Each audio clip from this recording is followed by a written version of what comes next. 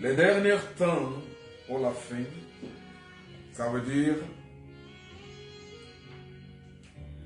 nous allons prendre quelques signes comme preuve à propos du dernier temps. Lord Jesus. Parce que là que nous parlons,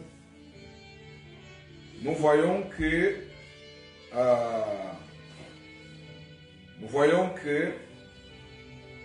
il y a encore une situation qui vient de se battre dans le Moyen-Orient. La guerre israélo-palestinienne a fait sortir à nouveau les prophètes de mensonges comme d'habitude, leur prédication à propos des derniers temps. Il y a même ceux qui ont écrit Israël, c'est le montre du monde. C'est là où nous voudrions voir. C'est le moyen par lequel nous pouvons en fait constater les signes concrets de la venue de Jésus et de fin du monde.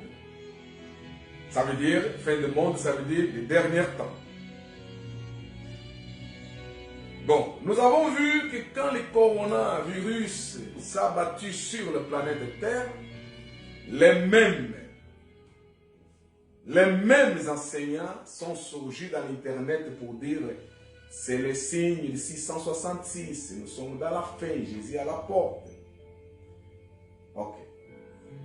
Tous les événements sociaux, politiques,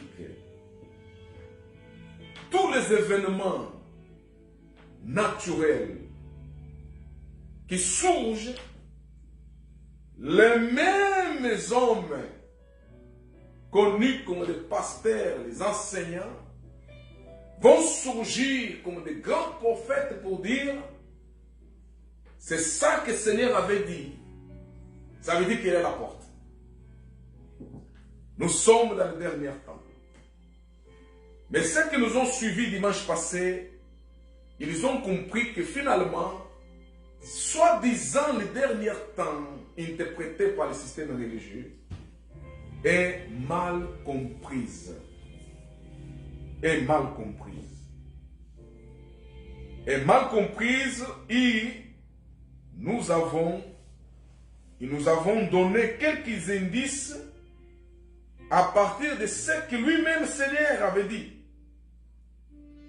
Et nous avons compris que les derniers temps signalés par le Seigneur, il se référait dernier temps de l'ancienne alliance. Dernier temps, ça veut dire d'un système religieux et politico mis en place. C'était ça connu comme étant les derniers temps. Mais nous avons aussi trouvé l'apôtre Jean, celui qui Seigneur a apparu aussi dans l'île de Patmos, où il était en prison. Seigneur l'a apparu, il a révélé à propos des événements des derniers temps. Mais avant que Seigneur l'apparaisse, il révèle les événements de l'or, je répète bien, pour ceux qui nous suivent déjà, de leur dernier temps. Leur dernier temps. Ok? Les derniers temps du système religieux, ça veut dire le système du légalisme, de la loi de l'ancienne alliance, parce que les apôtres étaient encore dans le temps de l'ancienne alliance. Jésus de Nazareth était encore dans le temps de l'ancienne alliance. Alors Seigneur va affirmer ce que Daniel avait prophétisé à propos de lui-même. Le Seigneur dit, quand vous allez voir ce que Daniel avait dit se produire, nous sommes dans le dernier temps. Alors, c'est quand ce que Daniel avait dit se produit. Ce n'est pas dans nos temps. Ce n'est pas dans le futur d'aujourd'hui. C'était dans le futur d'hier. Pas dans le futur d'aujourd'hui.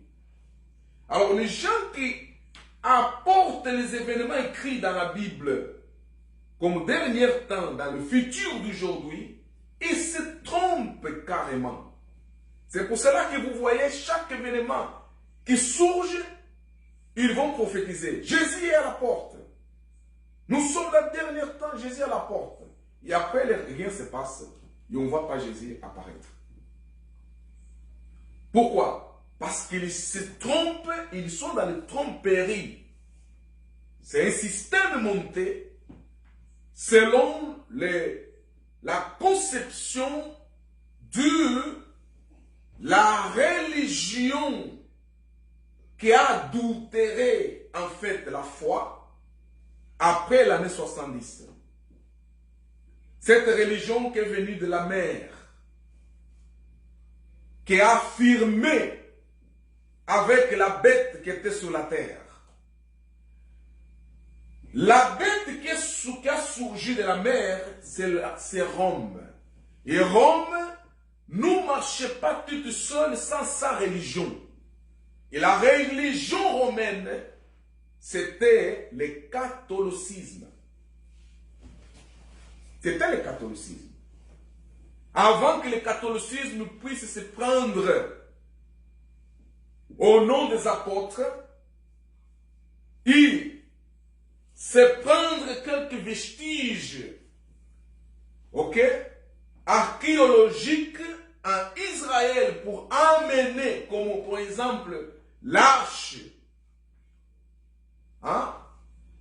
et tous les minéraux, ça veut dire tous les ustensiles sacrés dans le temple de Jérusalem, ils se trouvent en Vatican.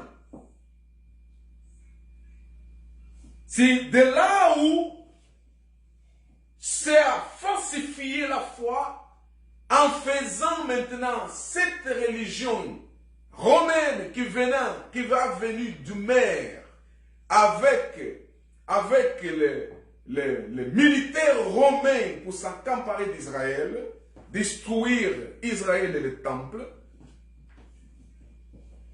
C'est comme cela que, pour confondre les gens, c'est pour cela que la Bible dit, la bête qui est sortie du mer s'alliait avec la bête qui était sur la terre.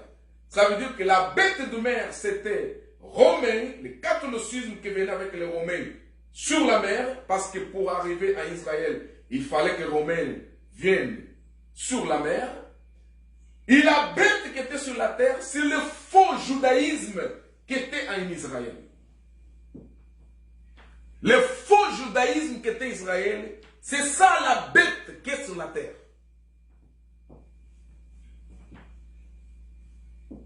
Est-ce que nous comprenons? Donc, le judaïsme et le catholicisme font les deux bêtes que l'Apocalypse parle. Là maintenant, c'est dans notre temps, dans la période de Nouvelle Alliance.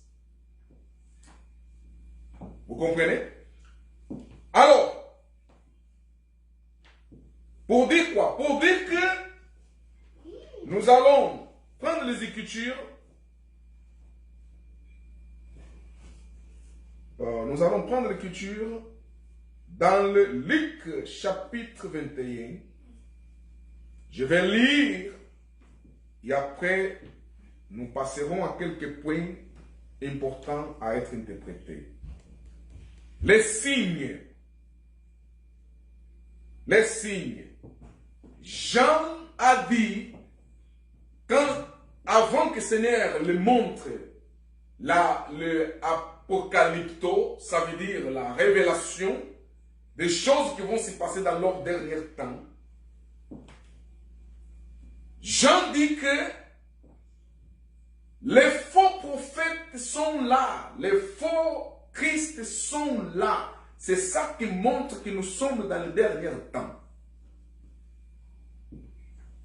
Jean dit ça. Dans leur période, Jean dit que c'est ça qui montre que nous sommes dans le dernier temps.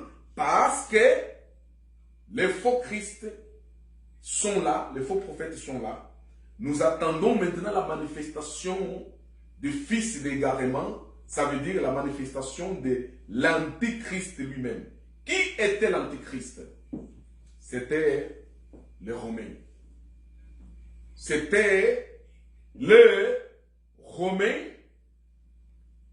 Si nous entrons maintenant dans l'aspect de nos jours, Romains, qu'est-ce qu'ils ont fait?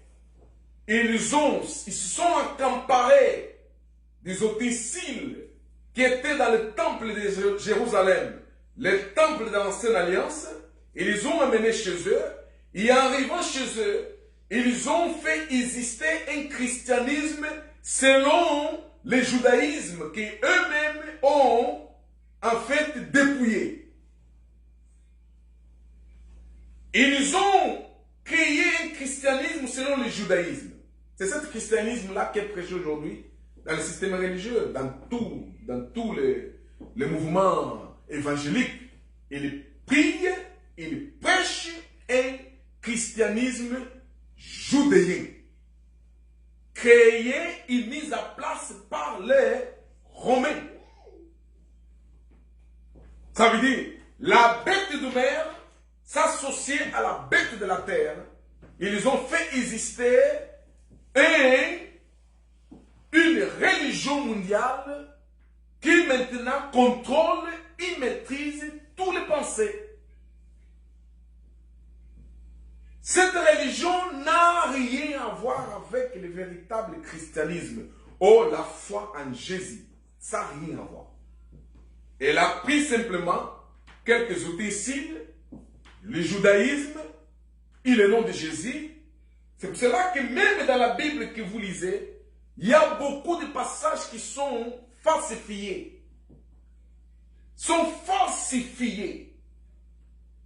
Il y a des paroles de Christ qui sont tordues, les paroles des apôtres qui sont tordues, avec un objectif de s'aligner à la fausseté doctrinale de l'Église et doctrine et la religion romaine.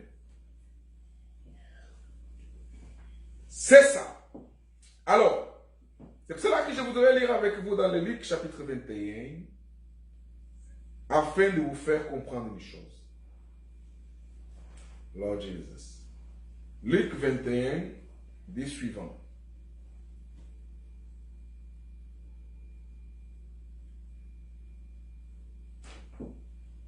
Thank you, Lord Jesus. Thank you, Lord Jesus. Thank you, Lord Jesus.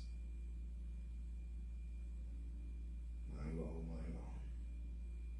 À toi la gloire, Seigneur, à toi la gloire. À toi l'adoration, Seigneur. À toi l'adoration, Seigneur.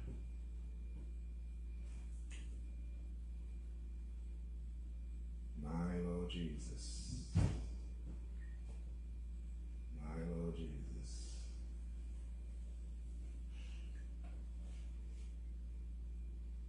Oh my Lord. Oh my Lord. Oh my Lord.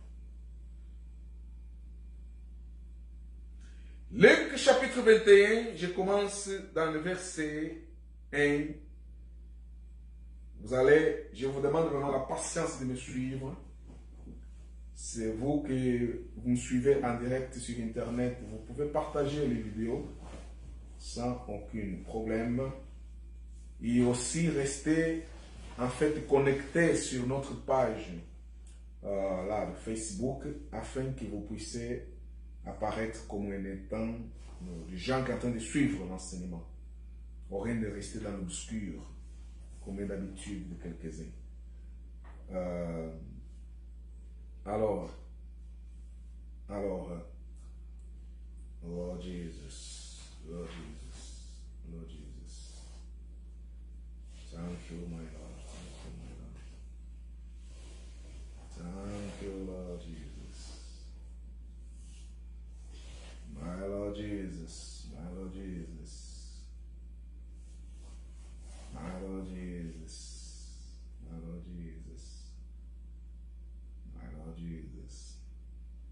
Profitez-en, profitez-en. Profitez-en. Thank you, Lord. Thank you, Lord. Thank you, Lord. Thank you, Lord Jesus. Thank you, Lord Jesus.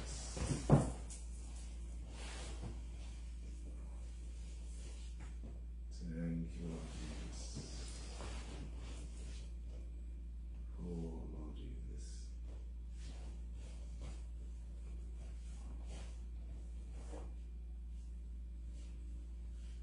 Bon. Luc chapitre 21, verset 1. Ayant levé les yeux, Jésus vit des riches qui mettaient leurs offrandes dans le trésor du temple. Il vit aussi une pauvre veuve qui y mettait des petits. Et il dit, je vous dis en vérité que cette pauvre veuve a mis plus que tous les autres. Bon.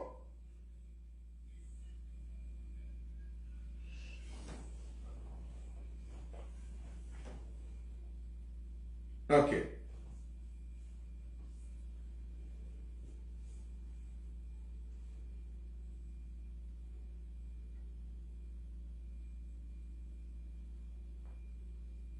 Verset 4.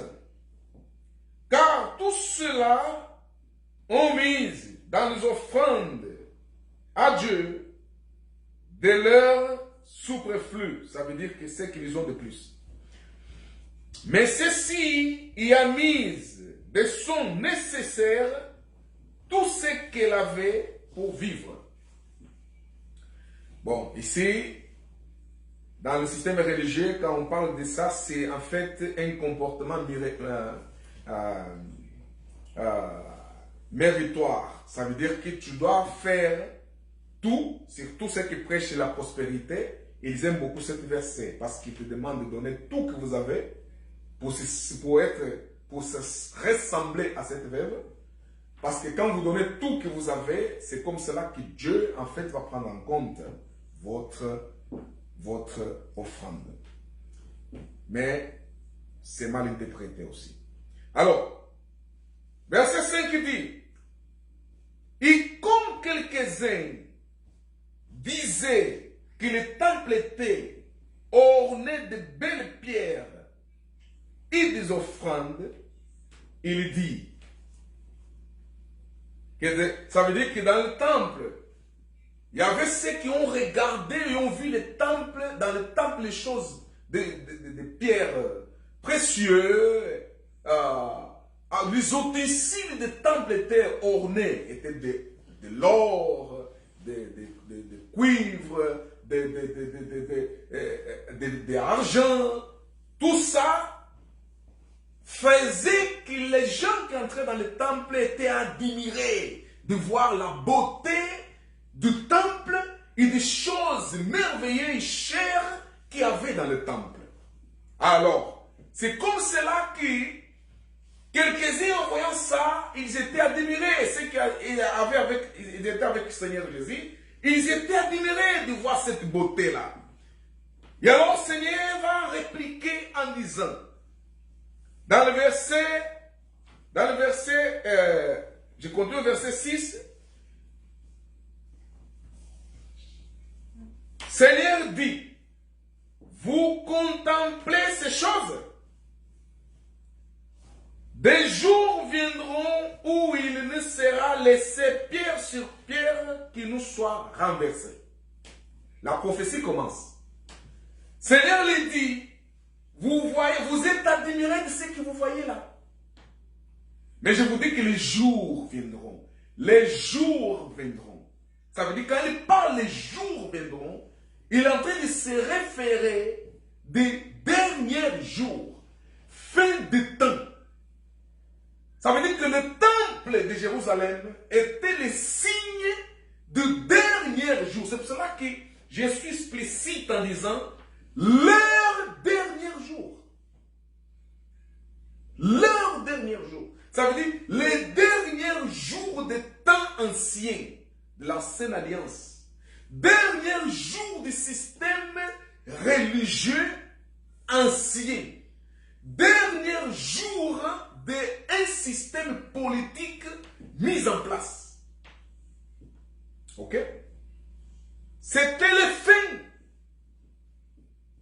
Le Seigneur va lui signaliser comme quoi la référence serait le temple. Il dit que sera renversé.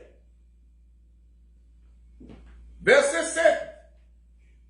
Il lui demanderait, souverain, quand donc ces choses arriveront-elles et par quel signe connaîtront qu'elles sont sur le point d'arriver? Alors pour nous parler loin, il demande les signes. Quel est le signe qui va nous montrer ça? Mais le Seigneur l'a déjà donné un signe. Mais comme la tête était un peu ailleurs, ils n'ont pas compris le signe. Seigneur lui dit, le temple sera renversé. Mais il demande encore, mais quel est le signe? Bon, Seigneur était patient quand même. Hein? Il était patient. Les signes de renversement, les signes qui fait connaître que le temps est à la fin,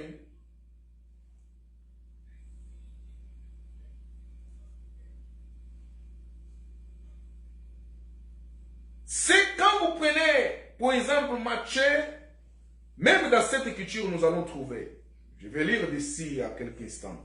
Vous allez comprendre. Mais ici, dans le Matthieu, pour aller vite, dans le Matthieu 24, verset 3 jusqu'à 14, dit suivant.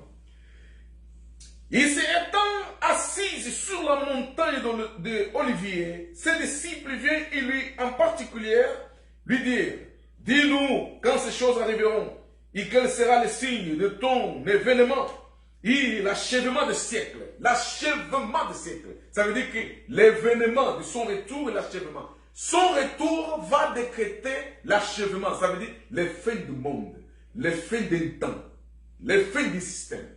Les fins du monde, ce n'est pas ce que le Hollywood montre.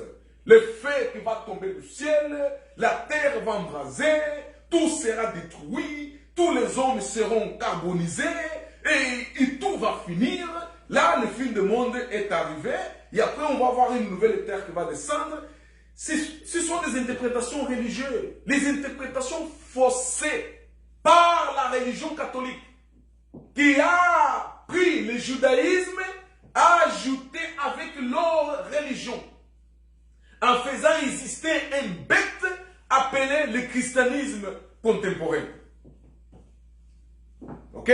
Et donc, le Seigneur, il dit, Jésus répond, il dit, prenez garde que personne ne vous séduise. Que personne ne vous séduise. Le Seigneur savait qu'ils vont être séduits. Comment ça se passait? Si vous lisez un peu l'histoire de Rome, la persécution des chrétiens en Rome, qu'est-ce qui s'est passé? Ce qui s'est passé, c'est que beaucoup de chrétiens ont perdu la foi quand les Romains ont pris la décision d'ajouter le nom des apôtres dans leurs idoles. Une fois que les idoles romains ont pris le nom des apôtres, la foi de beaucoup de chrétiens a refroidi. L'amour a disparu. Et alors sont devenus les adorateurs des idolâtries sans se rendre compte. C'était une stratégie politique. Ils étaient séduits. Alors, quand plusieurs viendront à mon nom disant je suis le Christ, ils séduiront beaucoup de gens. Vous entendrez parler de guerre et de bruit de guerre. La guerre là que le Seigneur Jésus est en train de parler, dans leur temps, c'est la guerre des Romains contre les Juifs. Parce que pour que les Romains viennent pour détruire Jérusalem et brûler les temples, ça veut dire qu'en Israël il y avait une résistance. les peuples juifs, comme ils n'ont pas cru en Jésus comme le Messie, c'est pour cela que la majorité des disciples de Christ, Jésus les a dit de ne pas sortir de Jérusalem. Et quand ils ont reçu le Saint-Esprit, leur mission c'était de prêcher le messianisme. Ça veut dire faire comprendre le peuple d'Israël que le Messie que vous attendez, elle est déjà arrivée. Elle est venue, elle était au milieu de vous, vous l'avez crucifiée. Pierre a dit ça. Dans l'Acte chapitre 2, vous allez trouver. Le Messie était déjà là, vous l'avez crucifié. Alors, le message du messianisme, c'était le message que Seigneur Jésus a laissé les apôtres amener en Israël. Pour faire comprendre le peuple d'Israël que Messie était au milieu de vous. Mais à cause du judaïsme et de l'incrédulité de leur cœur, ils n'ont pas cru à ce message de messianisme. Alors comme ils n'ont pas cru que Jésus était là, parce que s'ils avaient cru que Jésus le Christ était le Messie, alors ils étaient obligés maintenant de prêter attention. Le message que cet Messie les apportait, c'était quoi? L'amour, la paix. L'amour, la paix, la vie éternelle. Le pardon de leurs péchés. Alors ils ont compris que finalement, nos péchés nous est déjà pardonnés par Elohim qui savait incarner dans le corps de Jésus, le Christ qui est Messie. Et cette confusion que les Judéens ont jusqu'aujourd'hui aurait disparu. C'est pour cela que Paul, dans le chapitre 10 et 11 de Romains, il dit qu'ils n'ont pas vu la justice que Dieu les a offerte. Ils ont substitué la justice de Dieu par leur propre justice. Quelle était la justice? Ils ont pris décision de dire, comme Messie demeure venir, on va s'organiser entre nous-mêmes et on va résister contre les Romains, on va faire la guerre contre les Romains. C'était le bruit de guerre. C'était le bruit de guerre. Moi, je ne sais pas, le pasteur qui prêche la parole, qui disent qu'ils sont les enseignements, qui enseignent, pourquoi ils n'ont pas véritablement envie d'étudier un peu l'histoire de ce qui s'est passé à ces années-là en Israël. Parce que si vous allez trouver quelques pasteurs mal informés et même pas instruits, qui vont vous dire quoi? Qui vont vous dire que non, dans le temps de Jésus, même dans le temps des disciples, il n'y avait pas la guerre. Il n'y avait pas de guerre. La guerre, on vient d'avoir bruit de guerre à partir des guerres mondiales. Et aujourd'hui, la guerre, aujourd'hui, partout. C'est ça que Jésus avait dit, que vous allez entendre le bruit de guerre. Non! Le bruit de guerre s'était déjà installé quand le peuple judéen n'a pas accepté que Jésus était le Messie. Alors, ils se sont organisés entre eux pour résister contre les Romains. Et les Romains, ils ont monté en Israël, ils ont circulé Jérusalem, ils ont brûlé Jérusalem, ils ont brûlé le temple. Titus a entré même dans le temple, il s'assit dans le chaise dans le temple comme c'était le Dieu. Il a profané le temple. Ils ont volé tous les ustensiles du temple et ils ont amené à Rome. Et l'histoire dit que Titus, quand il partait vers Rome, dans le chemin, il chantait, il disait, je suis l'homme le plus fort du monde parce que je me suis battu contre le Dieu d'Israël et je l'ai vaincu. Titus a dit ça. Il est où leur Dieu? J'ai entré dans leur temple, je les ai pris tout ce qu'ils avaient de valeur. Je n'ai pas vu leur Dieu se manifester. Mais avant ça, il y avait le bruit de guerre. Ça s'est passé quand, après la mort et la résurrection du Seigneur Jésus, dans le temps des apôtres, ça commençait à entendre le bruit de guerre. Les peuples s'organisaient pour faire la guerre contre les Romains. Et c'est comme cela, les Romains, ils ont monté avec Titus pour punir Israël. Pourquoi Dieu a laissé Titus faire cela? Parce que Titus, Dieu l'avait oint pour, à travers de lui, punir Israël. Punir Israël. C'était ça qui s'est passé. En fait, à travers de Titus, les prêtres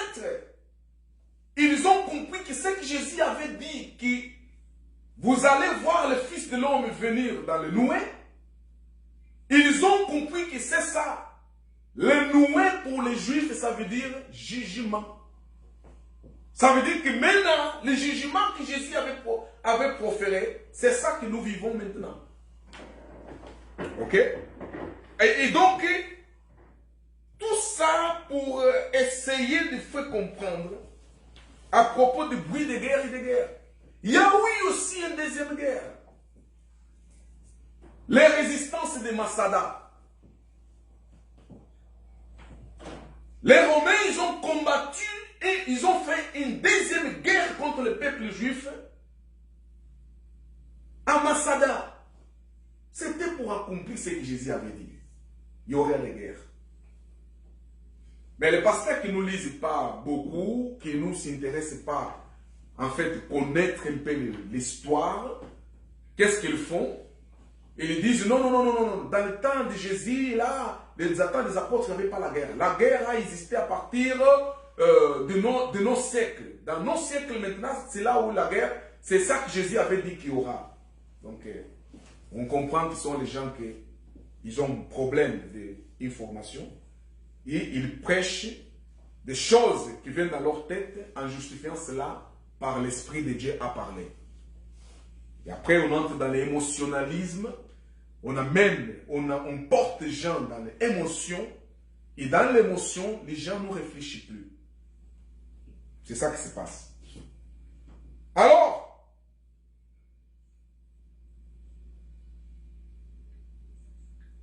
vous allez trouver, pour exemple, je vous ai donné l'exemple par rapport au bruit de guerre et la guerre.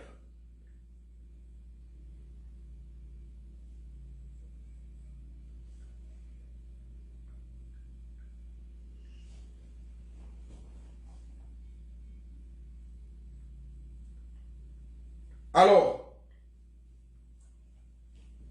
je continue dans Luc, dans le verset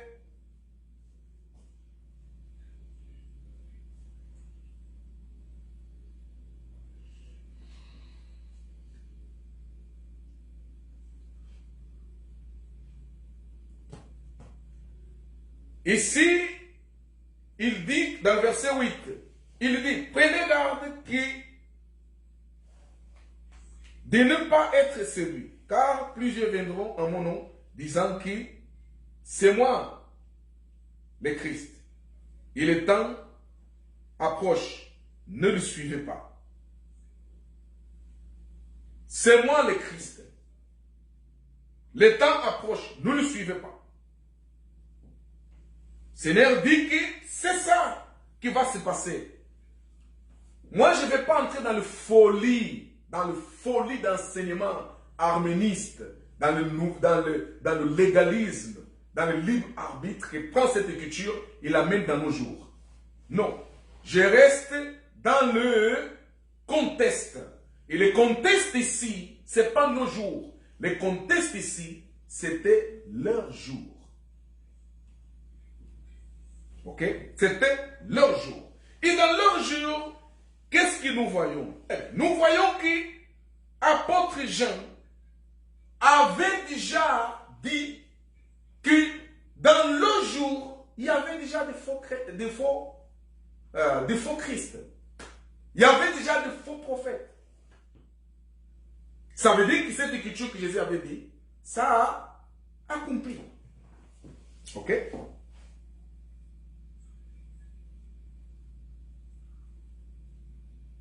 Cette écriture s'est accomplie.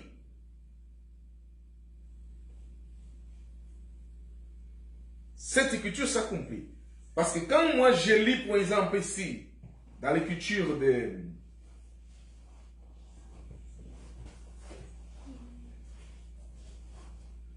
2 Corinthiens, chapitre 11, verset 13 jusqu'à 15, dit suivant.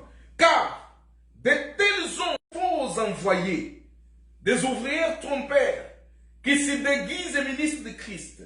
Et cela n'est pas étonnant, car la concurrence charnelle, dans ta Bible c'est écrit, car le diable, c'est la concurrence charnelle, elle-même se transforme en messagère de lumière.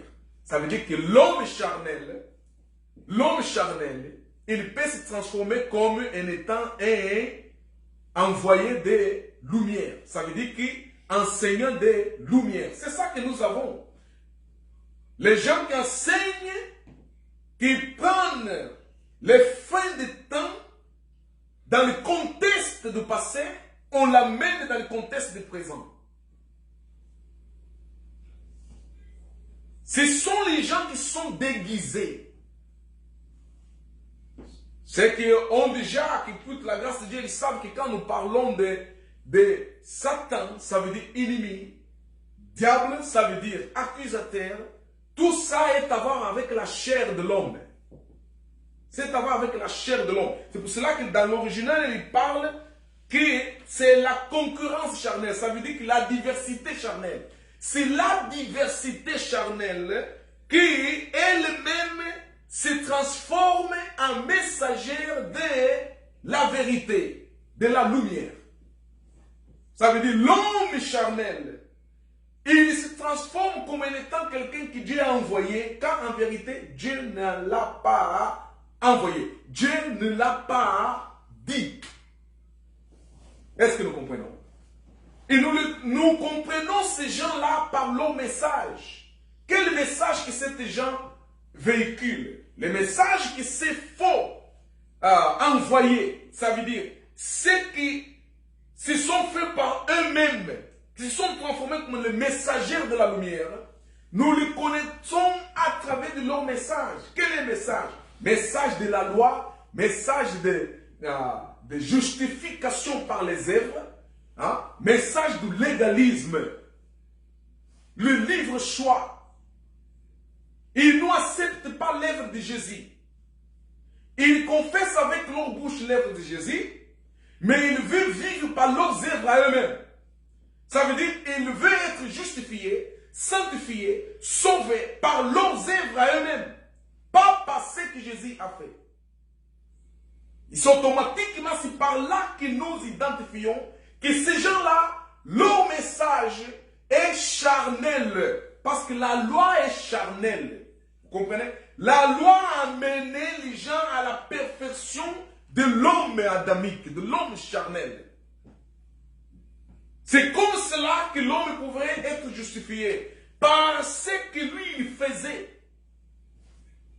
Mais une fois que Jésus, le Christ, a apparu pour nous justifier, ce n'est plus par nos moyens, mais c'est par les moyens de Christ. Maintenant, les gens qui sont activés leur chair pour se faire des envoyés de Christ par eux-mêmes, leur message va les identifier que ce n'est pas Christ qui les a envoyés. C'est eux-mêmes qui se sont envoyés. Par quel message? Par message de vouloir justifier leur chair, sanctifier leur chair. Il y a même croire que c'est leur chair qui va hériter le royaume de Dieu. Et ils ont mis en place l'existence d'une religion charnelle, humaine, adamique. Et pour ça, ils vont confesser hypocritement l'œuvre de Christ dans leur bouche, mais ils ne vont pas le vivre. Ils ne vont pas le vivre. C'est ça qui identifie le faux enseignement. Je continue en disant, verset 14.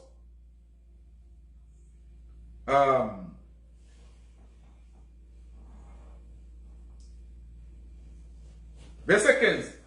Il n'est donc pas surprenant que ces ministres de la loi, mais dans ta Bible c'est qui? Ces ministres simplement. Mais l'original, il clarifie en disant que ces ministres-là sont ministres de la loi. Ces ministres de la loi se déguisent aussi un ministre de justice. Mais leur fin sera selon leurs œuvres. C'est ça qui s'est passé après. C'est ça qui s'est passé après. Quand les Romains ont envahi Israël, ont circulé à Jérusalem, ils ont brûlé Jérusalem et le temple, ces gens-là étaient dans le désespoir. Mais les apôtres et d'autres qui avaient la foi en Christ, Seigneur les a sauvés de cette catastrophe. Vous comprenez? Même qu'après ce moment-là, beaucoup ont amené en prison, comme dans le cas de l'apôtre Jean. Ok? Mais cela était prophétisé, il était concrétisé. Si je descends aussi, simplement pour parler de séduction, ça veut dire que cette séduction s'est manifestée dans le temps des apôtres. Ce n'est pas dans notre temps à nous. Et si apôtres nous parlent, Jésus n'a pas parlé de cet temps que nous sommes. Le contexte ici, ce n'est pas dans nos jours. Le contexte ici, c'était dans leur jour. Et ce que le Seigneur a prophétisé était vécu. Les gens ont vu se réaliser ce que le Seigneur a prophétisé. Autant que les apôtres eux-mêmes, en écrivant aux assemblées, ils ont mentionné en disant, écoute, les faux prophètes sont là. Les faux Christ sont là. Vous vous rappelez que c'était un des signes que le Seigneur a dit que quand les disciples ont posé la question, quel est le signe qui va nous faire comprendre que nous sommes à la fin des temps et ton événement, ton retour est proche. Le Seigneur les a dit, un d'entre eux, faux Christ, faux prophète.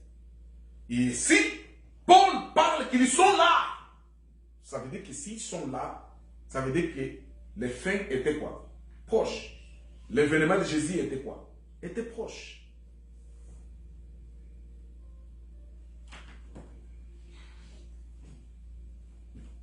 Pour faire comprendre quoi? Pour faire comprendre que,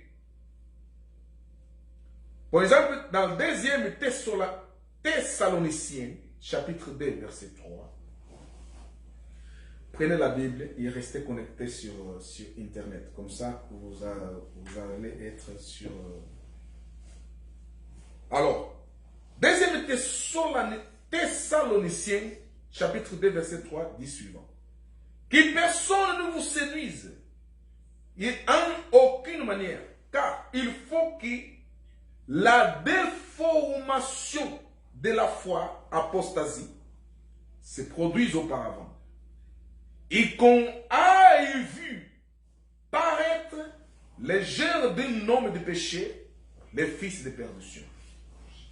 Vous voyez? Donc, déformer la foi, ce n'était pas autre chose qui vouloir sortir du messianisme. Est-ce que vous comprenez? Alors, ce n'était pas autre chose sinon vouloir sortir du messianisme. Ça veut dire, c'est de faire de l'évangile du messianisme que les apôtres prêchaient. Ça veut dire, faire croire que véritablement, Messie n'est pas encore arrivé. Sinon, les Romains ne seront pas là. Et les apôtres disaient, non, mais Messie était là. Ils disaient, non, Messie n'est pas là. Non, mais Messie est là. Non, Messie n'est pas là. Mais il était au milieu de vous, vous l'avez crucifié. Les Judéens disaient, non, ce n'est pas Messie que nous avons crucifié. D'ailleurs, quand nous parlons de Messie, qui a la puissance de les toucher? Messie, personne ne peut les toucher.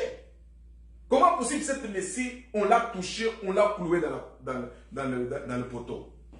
Alors, les Judéens ne croient pas ça.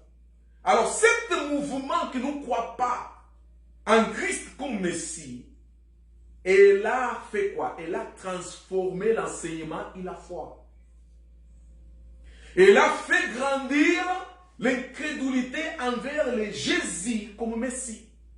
C'est pour cette raison qu'ils se sont organisés eux-mêmes en disant, alors comme Messie n'est pas encore arrivé, on va s'organiser nous-mêmes pour attaquer quoi? Pour attaquer les Romains. C'est là où les choses sont parties à 1000 morceaux. Les choses sont parties à 1000 morceaux. Alors, ici, apôtre Paul dit que cela ne peut pas se réaliser. Ok? Car il faut que la déformation de la foi, déformer la foi est appelée apostasie. Ça veut dire que les apôtres, ils attendaient l'homme qui va déformer la foi. Maintenant, quand j'entre dans l'histoire de Joseph,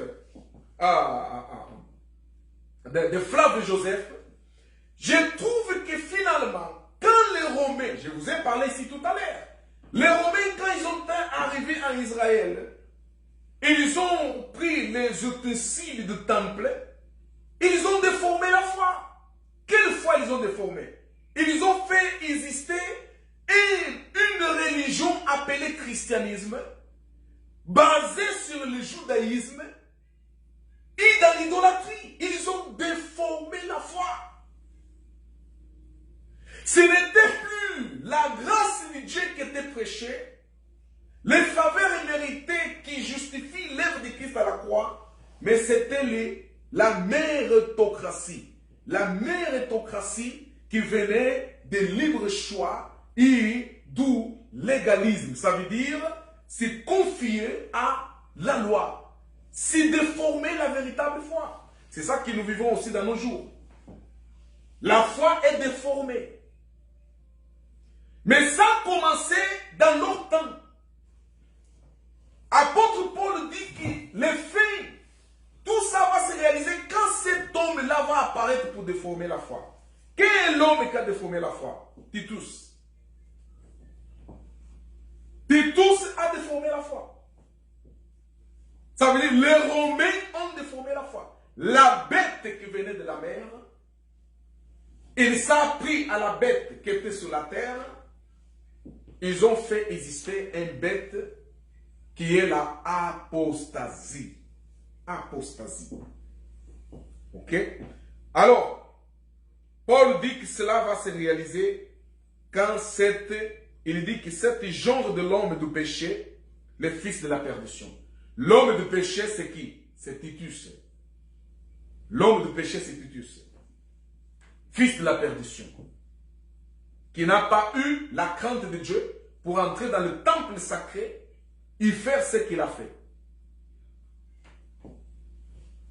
Ok? Alors, tout ça pour dire quoi? Pour signaler une chose. Pour signaler ce qui, dans l'écriture de Jérémie 29, 8, dit, car ici dit l'Éternel des armées, les dieux d'Israël, que vos prophètes qui sont parmi vous, et vos devins, ne vous séduisent point, et ne croyez pas aux songes qui vous songez. Le Seigneur avait déjà prévenu ça avec les prophètes de l'Ancienne Alliance. C'est comme cela.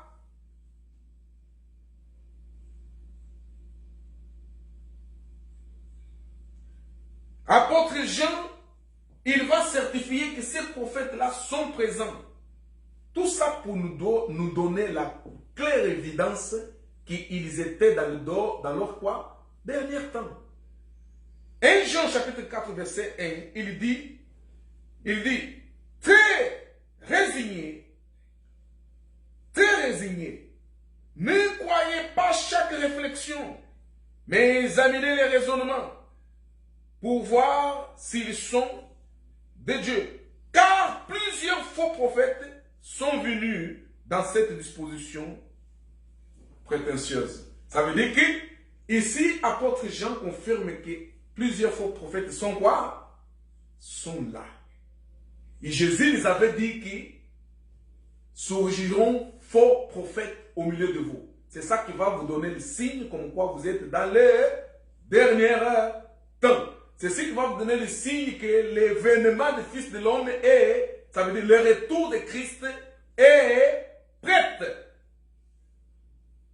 Maintenant, de l'année 70 de leur ère jusqu'aujourd'hui, 2021 de notre ère, on entend la venue de Christ selon l'interprétation de ces faux prophètes qui séduit le peuple de Dieu avec de faux messages reçus dans la religion romaine que Jacob Arminius avait prise et apportée dans les systèmes religieux contemporains, les évangéliques d'aujourd'hui. Vous comprenez ça? Donc, nous sommes dans le danger. Alors ici, pour ne pas aller très très loin,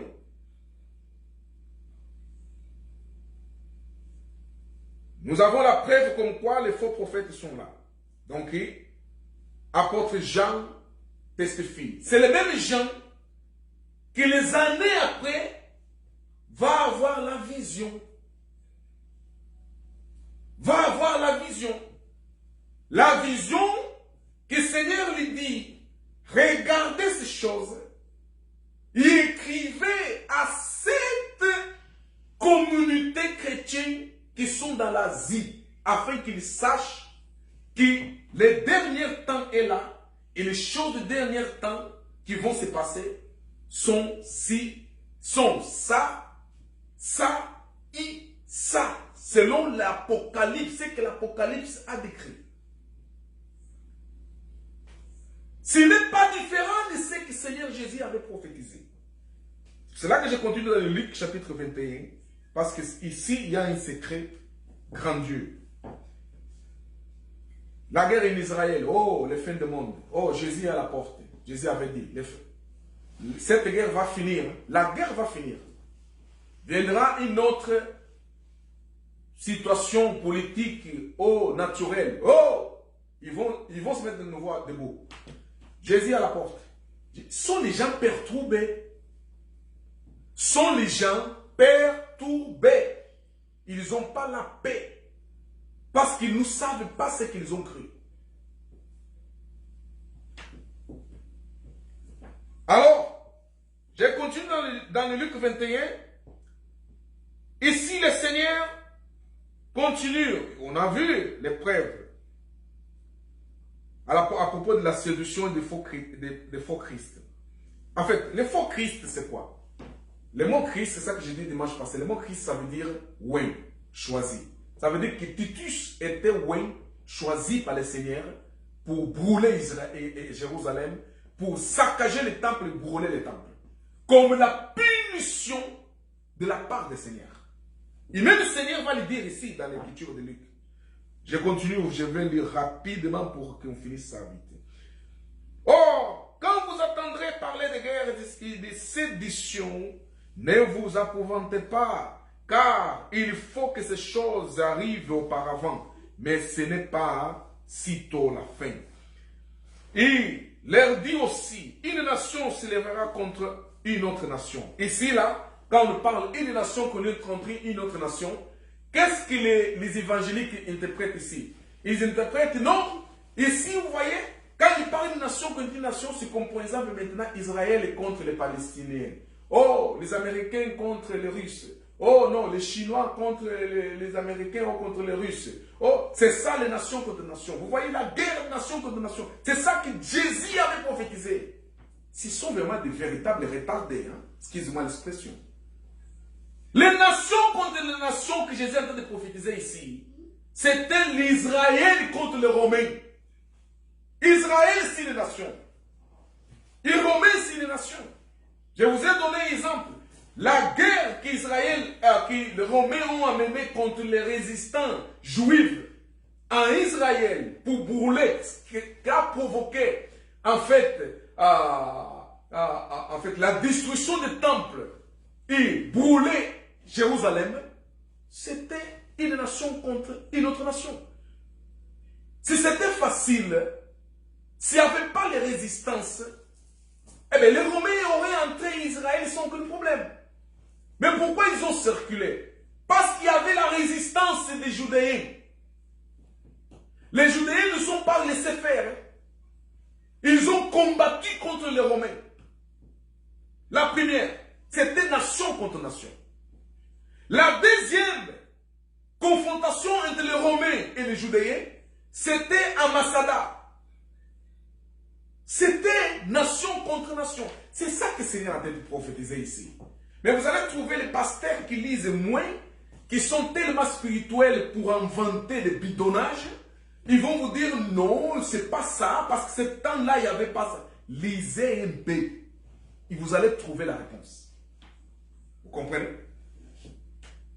Nation contre nation. Ce n'est pas ici la guerre nation contre nation. Ça s'est passé après. Après la mort et la résurrection de Christ. Il y a eu cette guerre entre les Judéens contre les Romains. C'était nation contre nation. Ok? Et il dit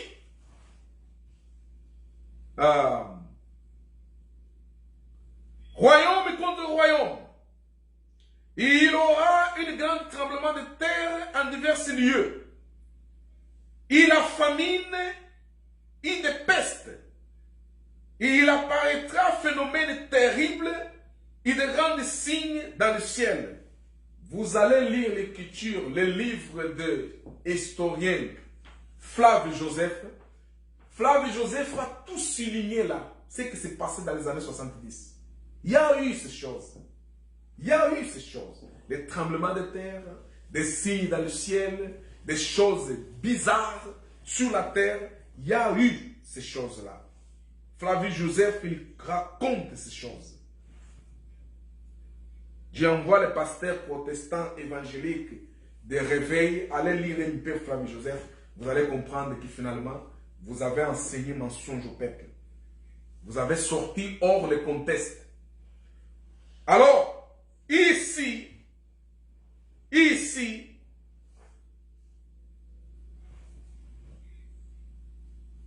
dans cette verset 11,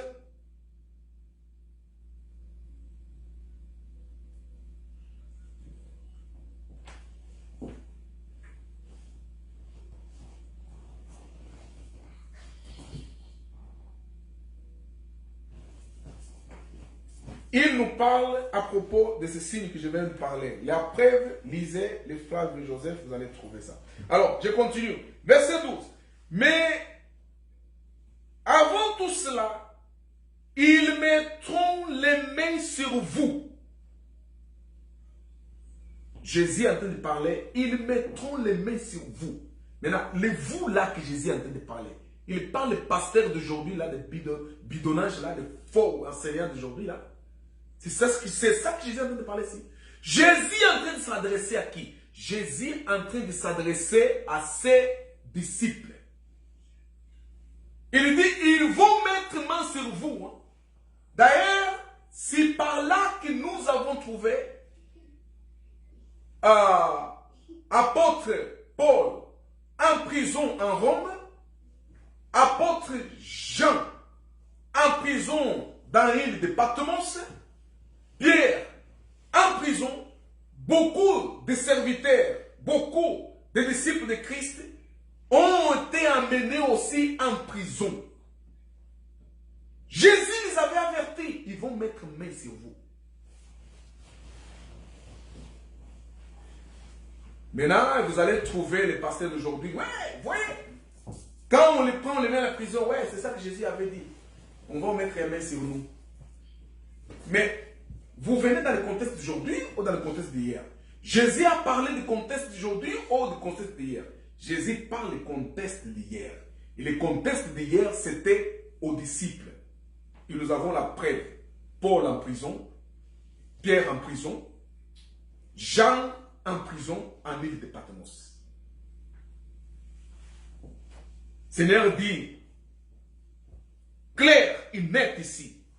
Mais avant tout ça, ça veut dire qu'avant qu'il aille cette guerre de Masada, avant que toutes ces choses se passent en Israël, ça veut dire qu'Israël, oh, Jérusalem soit brûlée. Vous allez être mis en prison. On va vous amener. Et c'est ça qui s'est passé. C'est ça qui s'est passé.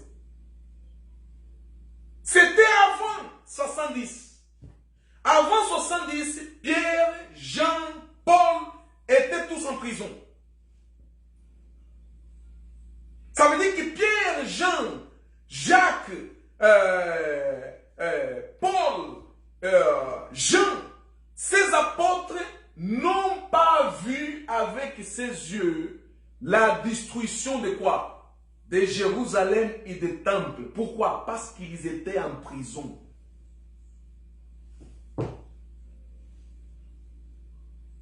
Est-ce que vous comprenez?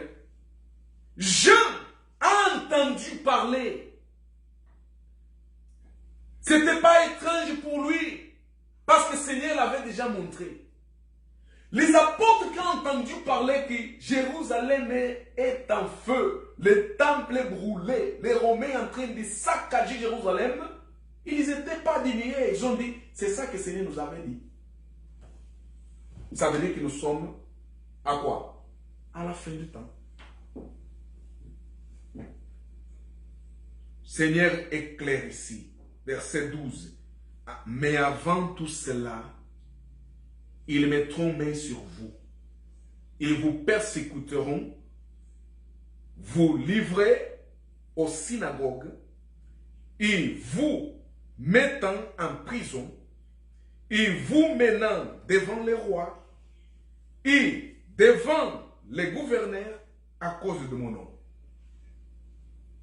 Paul est un d'entre eux qui était devant les gouverneurs avant les rois. Ça veut dire que l'écriture s'était accomplie. L'écriture est accomplie. Ça veut dire que le Seigneur n'a pas menti. Le Seigneur a dit la réalité. C'est le système religieux d'aujourd'hui, les évangéliques d'aujourd'hui qui falsifient cette vérité. Tout ça pour simplement justifier qu'ils sont les faux. Vous comprenez? Alors, je continue. Verset 13. Et cela sera pour vous une occasion de témoignage. C'est ça qui s'est passé avec Paul. Parce que Paul, devant le roi, devant le gouverneur romain, il a profité de prêcher Jésus-Christ. Et même le gouverneur a dit, Paul, tu as failli le faire convertir au christianisme. C'était l'occasion. Et ça aussi, ça servit. C'est ça qui a fait que les apôtres s'éparpillent un peu partout dans le monde. La fuite de cette persécution les a amenés à s'éparpiller dans le monde. Ils passent, chaque endroit où ils passaient, ils prêchaient Christ, le Messie. Ouais. Donc l'écriture était accomplie. Mettez-vous donc dans l'esprit de ne point préméditer vos défenses. Car je vous donnerai une bouche, une sagesse à laquelle tous vos adversaires nous pourront contredire ni résister. C'est ça. Vous serez même livrés par vos parents, par vos frères, par vos proches, par vos amis. Et ils feront mourir plusieurs d'entre vous. Seigneur est en train de parler, disant que même vos familles vont vous trahir. Ouais. C'était dans le contexte de passé, ça. Seigneur est en train de parler aux disciples là, face à face, en lui disant, vos amis, vos familles, vos proches vont vous trahir. Ils vont vous livrer aux ennemis. Et ça s'est passé. Et ça s'est passé.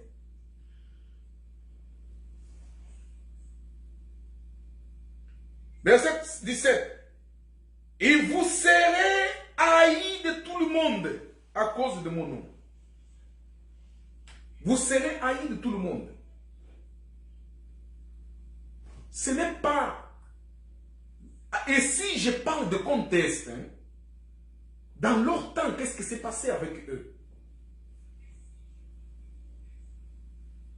Et après, il dit, mais il ne se perdra pas un cheveu de votre tête. Maîtrisez-vous, maîtrisez vos âmes par votre patience. Et quand vous verrez Jérusalem, écoutez maintenant, et quand vous verrez Jérusalem environnée par les armées, sachez que la désolation s'approche.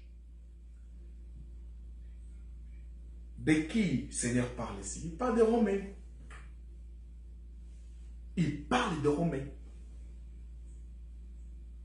Alors, ceux qui seront dans les Judéens, s'enfuyant aux montagnes, que ceux qui seront au milieu de Jérusalem se retirent.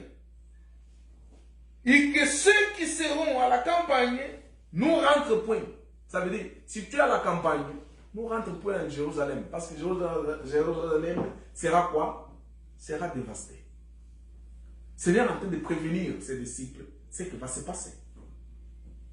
Et ça là que vous voyez là, c'est passé dans les années 70. Vous avez entendu au début que les disciples ont posé question. Quels sont les signes qui vont montrer que tu seras là? Que ton retour est proche. Et le Seigneur lui dit ces signes-là. Et tous ces signes-là se sont déjà réalisés. Ça veut dire que si ces signes se sont réalisés, ça veut dire que le Seigneur Jésus était déjà quoi? Revenu deuxième fois. Ça veut dire que le fin de temps c'est déjà passé. Maintenant, le problème, c'est que les religieux, ils disent non, il faut qu'on le voie avec nos yeux, il faut que nos yeux le voient. Non. Allez demander à l'apôtre Pierre, à l'apôtre Jean, s'ils ont vu Jésus venir avec ses yeux. Ils ont compris que Seigneur, en fait, le retour du Seigneur, c'était un retour pour se venger du sang des prophètes qui était coulé en Jérusalem. C'était ça. Se venger du sang des prophètes en Jérusalem. C'était ça.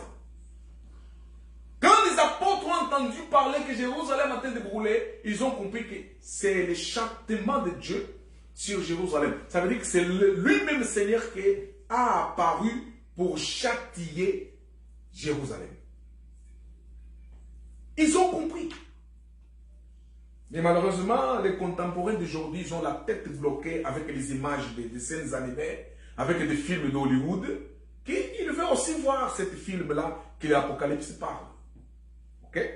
Et pour encore tronquer les gens, Vatican va autoriser Hollywood faire les films comme si ces choses-là qui sont racontées dans l'Apocalypse vont se passer de cette façon. Littéralement. Et alors, quand les gens regardent ces films-là de Hollywood, ça reste dans la subconscience des gens.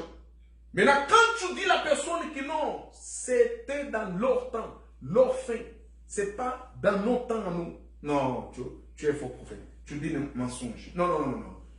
Il faut que nous voyions ce que nous avons vu le film Apocalypse. Hein? L'Apocalypse, on a vu la mer envahir la terre, le feu descend du ciel. On a vu les saints voler, s'aller au ciel. C'est ça que nous entendons. Je vais voler, aller au ciel. C'est infantilité. Les gens sont infantilisés, mais ils ne se rendent pas compte. Et après, on veut gronder des enfants. Et vous regardez des scènes animées. Mais vous aussi, vous êtes des enfants. On vous a fait des scènes animées que vous croyez. Vous voyez? Et donc, c'est ça le problème. Jérusalem sera environnée des armées, sera encerclée par les armées. C'est ça que le Seigneur Jésus est en train de parler. 70. Il dit, celui qui a fui, nous ne vienne plus. Si tu es à la campagne, nous ne viens pas. Si tu es sorti, nous ne reviens pas. Parce que sinon, tu vas tomber dans le piège. Mais à la fin, avant tout ça, il a dit aux disciples, vont vous persécuter. Vous serez retenus. Et même vos familles vont vous trahir. Vos amis vont vous trahir. Seigneur dit ça aux disciples, clairement. Et c'est ça que les disciples, les apôtres ont vu.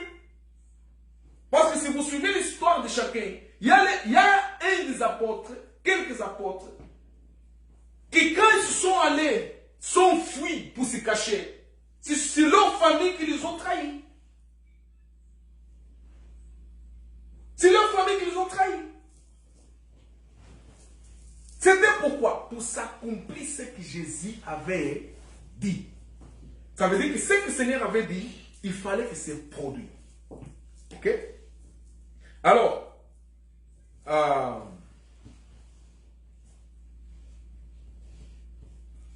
ici il parle, car ce sont des jours de châtiment, afin que toutes les choses qui sont écrites s'accomplissent. Ce sont les jours du châtiment. Ce n'est pas les de Jérusalem. Mais les pasteurs d'aujourd'hui vont prendre les 7 passés de Jérusalem, ils vont apporter dans nos jours. Ils vont apporter dans nos jours. Oh, vous voyez, pour exemple, le Covid-19, c'est le châtiment de Dieu. Dieu est en train de châtier les gens. Dieu.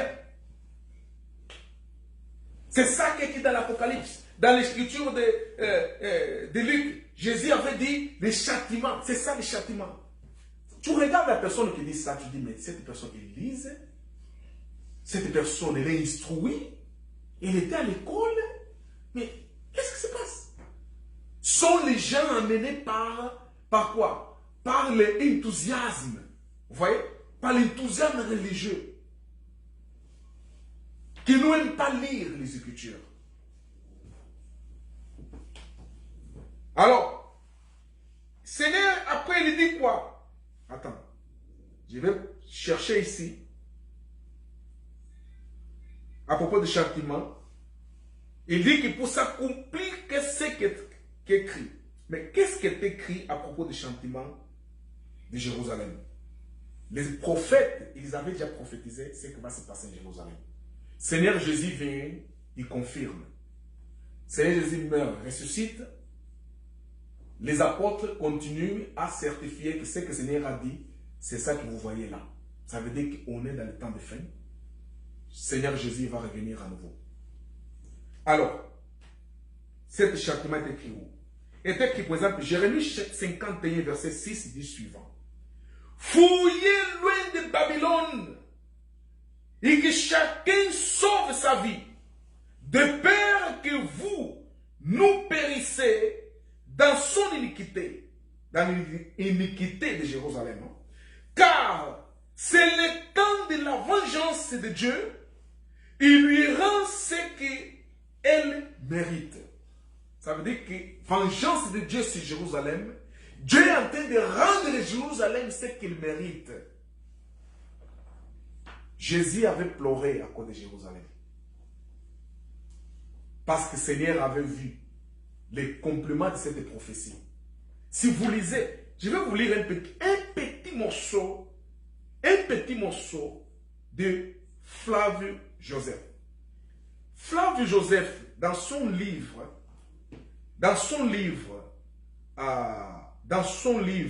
le chapitre, dans le chapitre 6, il parle du discours de Titus à Simon et à Jean.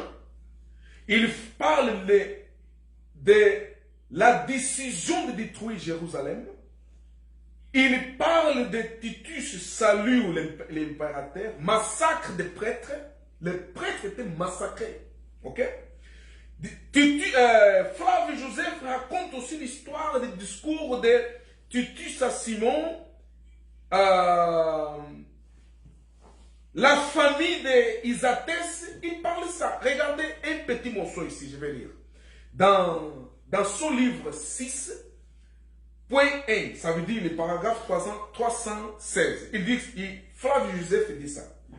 Quand les Phécieux se furent enfouis dans la ville, tandis que l'incendie consommait le temple, même avec toutes les constructions voisines, les Romains apportaient leur enseigne dans les assiettes sacrées.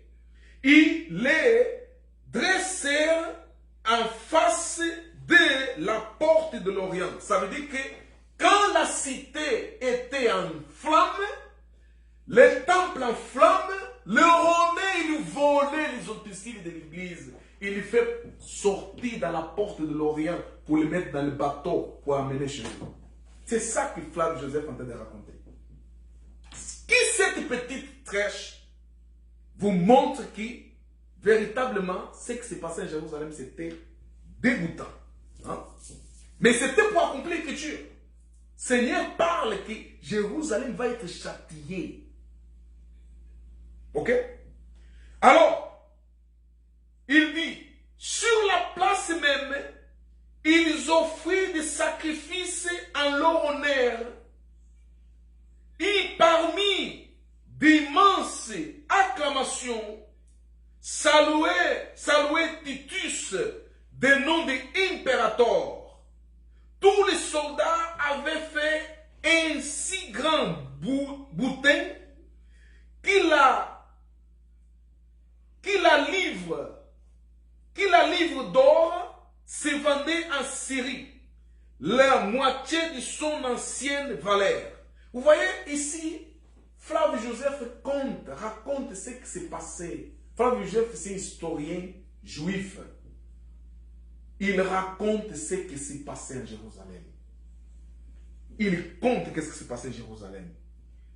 C'est des choses horribles. Horribles. Si je veux dans le premier point, par exemple, il parle, ici, on a compris, si, par exemple, si je vais dans le son point 1, je pense que j'avais trouvé ça, de livre 1, de son premier paragraphe, il dit, ainsi, les mots de Jérusalem empiraient de jour en jour, car les échecs redoublaient d'ardeur des facieux, il a fait commencer à les consommer eux-mêmes, comme les peuples y après lui. Le nombre de cadavres amoncelés dans la ville était effroyable. C'est ça qui s'est passé à Jérusalem. Et ça, les pasteurs ne veulent pas savoir ça. Les pasteurs inventent leur histoire dans leur tête. Nous sommes dans l'esprit, c'était maintenant dans l'esprit. L'esprit pense, l'esprit c'est comme ça. C'est ça que Jésus a parlé. Jésus avait dit que avait le chantement. Maintenant, regardez le chantement. Mais vous sortez du contexte. Jésus parle dans leur temps. Ça veut dire que le fin des temps, c'est l'année 70. Et nous avons ici Flavius Joseph raconter qu'est-ce qui s'est passé à Jérusalem en 70. Il y a des histoires effrayantes ici. Hein. Il raconte comment les parents sont devenus des cannibales. À cause de la famine, ils tuaient ses enfants pour manger. C'est passé à Jérusalem, ça. Est-ce que vous comprenez ça? C'est abominable.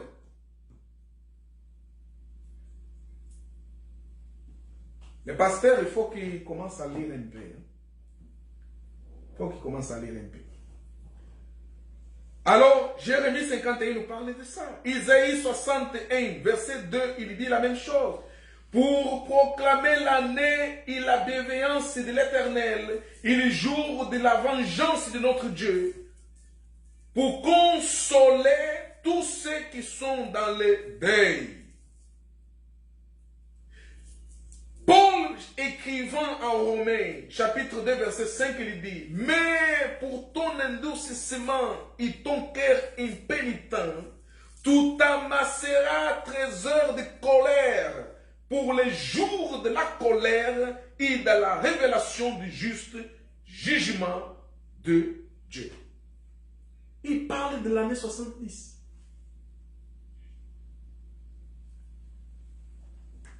Alors, maintenant quand moi je vais par exemple dans l'Apocalypse, l'Apocalypse, c'est que apôtre Pierre, apôtre Jean avait vu, vous allez trouver ça dans le chapitre 11, Seigneur parle avant que Jérusalem soit détruite. avant que Jérusalem soit détruit.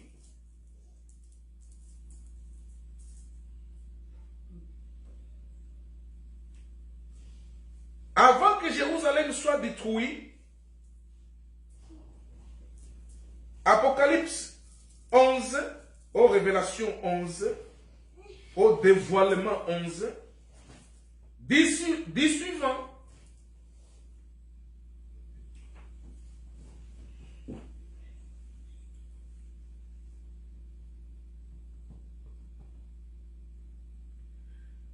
Verset 1. Alors, on me donna un roseau semblable à une verge.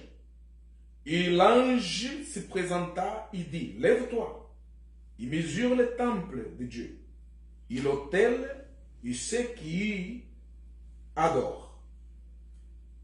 Verset 2. Maintenant, regarde verset 2. L'ange dit à apôtre Jean, mais laisse les parvis extérieurs du temple. Et nous les mesure point, car il a été donné aux gentils, et ils fouleront aux pieds les saintes cités, ça veut dire Jérusalem, pendant 42 mois.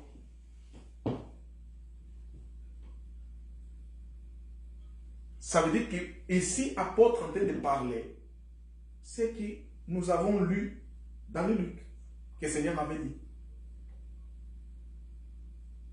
Ça veut dire que le temple va être quoi? Va être donné aux gentils. Qui étaient les gentils? Les Romains. Les Romains. L'Apocalypse confirme. C'est pour cela que j'ai dit que le livre d'Apocalypse, il parle des événements de l'année 70. Les fins des temps.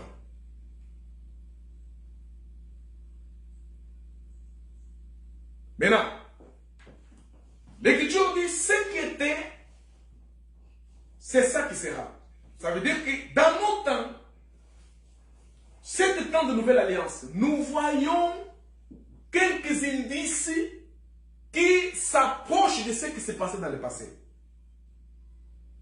Ça ne veut pas dire que les fins de l'ancienne alliance, le fin qui était déjà produit dans l'année 70, c'est le même fin qui va se produire dans nos temps. C'est pas ça.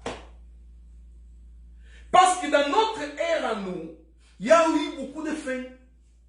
Première guerre mondiale, deuxième guerre mondiale. Ce sont des fins. Fin de quoi? Fin des systèmes. Ce sont des guerres.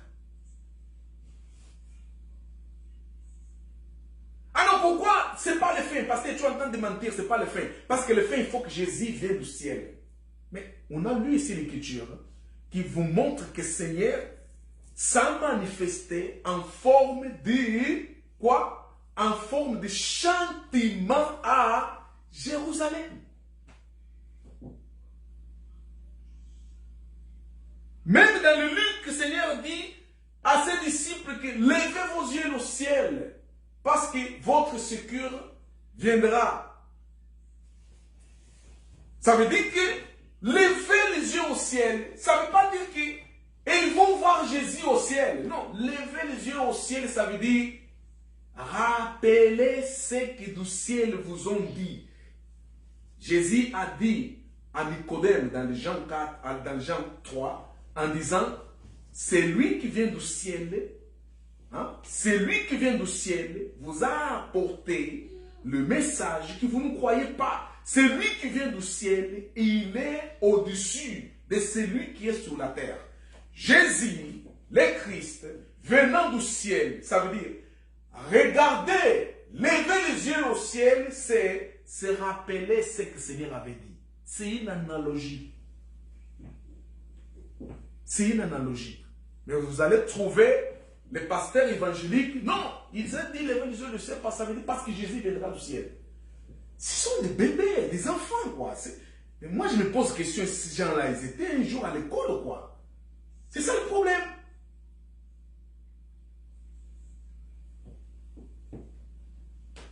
Donc, tout est clair là. Mais le problème, c'est que la religion romaine a consommé le cerveau.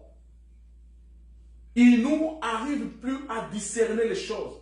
Il discerne les choses avec les lunettes de la religion romaine. Là, nous avons la preuve que le Seigneur dans l'Apocalypse parle à propos de cet temple qui va être détruit par les gentils, ça veut dire les Romains. Alors, qui cette écriture, vous avez la preuve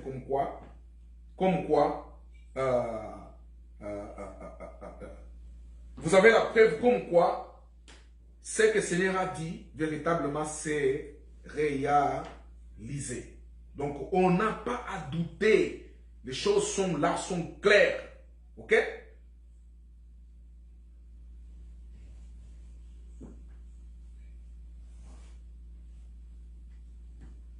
Un jour, on va étudier en profondeur l'Apocalypse, prendre quelques thèmes qui sont très importants pour que vous compreniez qu'est-ce que c'est l'Apocalypse. Alors, quelqu'un me dira, mais nous avons entendu l'Apocalypse que les morts, ces jours-là, quand le Seigneur va vivre les morts, est clair que les morts, ces jours-là, les morts, les fils de la perdition, ces jours-là, ils étaient jugés et condamnés selon leurs œuvres.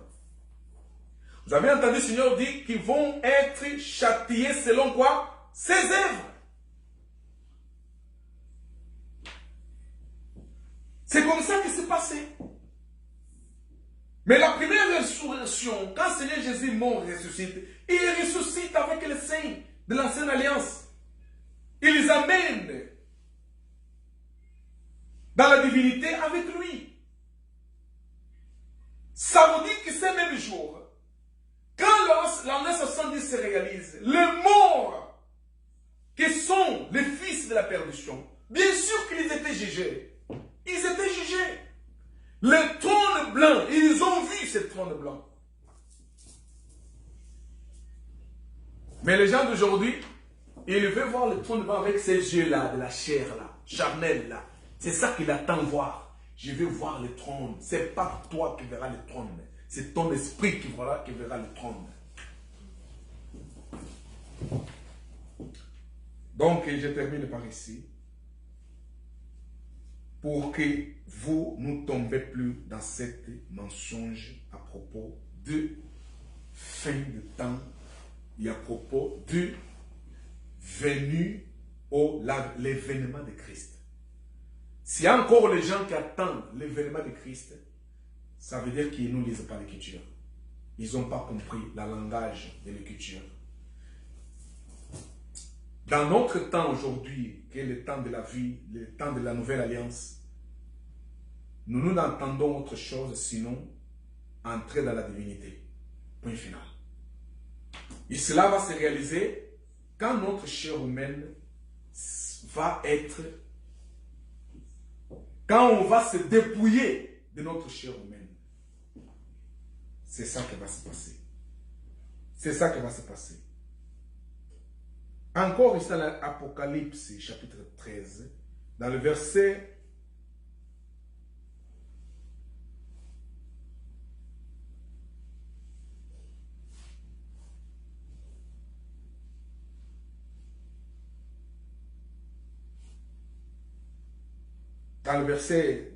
5 et 11, vous pouvez lire ça à la maison, avec calme et tranquille et sérénité. Donc, nous avons ici le raisonnement et l'explication à propos de fin. Alors, si quelqu'un vient vous dire, ah, nous attendons fin du monde, je dis, quelle fin du monde tu parles? Ah, notre fin du monde. Non, notre fin du monde, c'est quand tu vas fermer les yeux et ton esprit va entrer dans la divinité. Ah, mais les signes, non, ces signes se reproduisent parce que sur la terre, rien n'est nouveau. Point final. Mais si tu veux parler les fins du monde ou du temps que la Bible parle, cette fin, c'est déjà fait, c'est déjà réalisé. Alors pourquoi on n'a pas vu Jésus? Tu n'étais pas là. Tu n'étais même pas né ce temps-là. Comment tu aurais vu Jésus? Ah non, mais il fallait quand même un apôtre parle qu'ils ont vu Jésus. Non. Jésus reviendrait en forme de châtiment au peuple d'Israël. C'est clair. C'est bien écrit. Noir sur le blanc.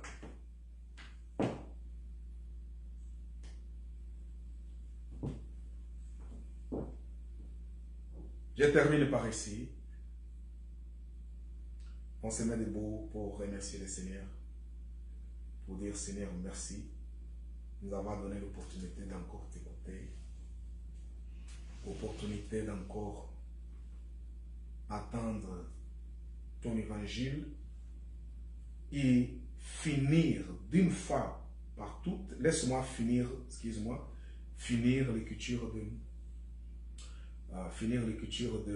Luc jusqu'à la fin, afin que je ne reste pas avec une dette envers vous dans cette lecture. J'étais dans le verset quoi? Verset 12 ou 14, si je ne me trompe pas. Et alors, dit suivant, Luc 21. Luc 21, dit suivant. Lord Jesus.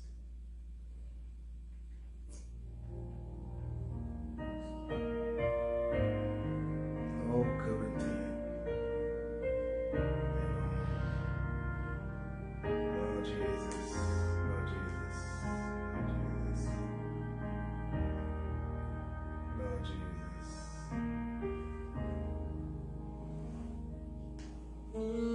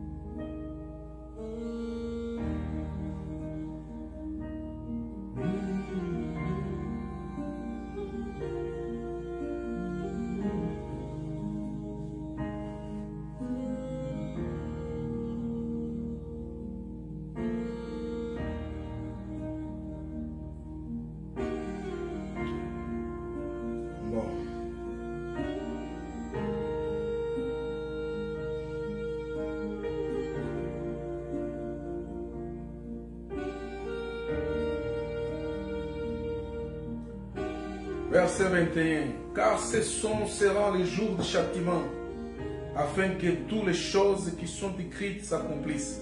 On a déjà trouvé les preuves par rapport à ça. Malheureux aux femmes enceintes, et à celles qui allaiteront à ce jour-là, car il y aura une grande calamité sur ces pays, et de la colère contre ces peuples. Ils tomberont sur le tranchant de l'épée. Ils seront menés captifs parmi toutes les nations. Et Jérusalem sera foulée par les gentils jusqu'à ce que le temps des gentils soit accompli. Il aura les signes dans le soleil, dans la lune, dans les étoiles et sur la terre.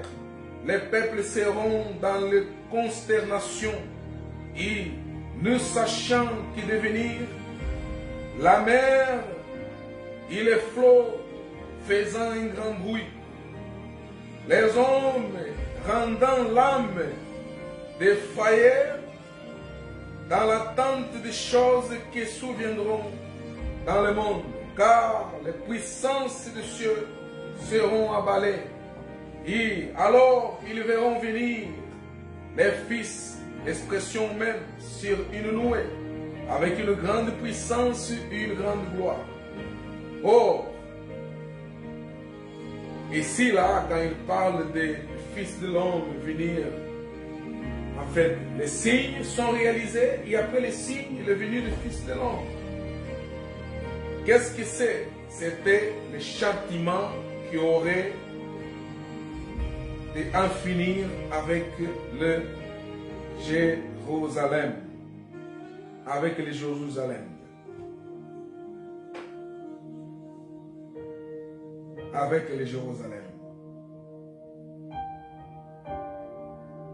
Lord Jesus.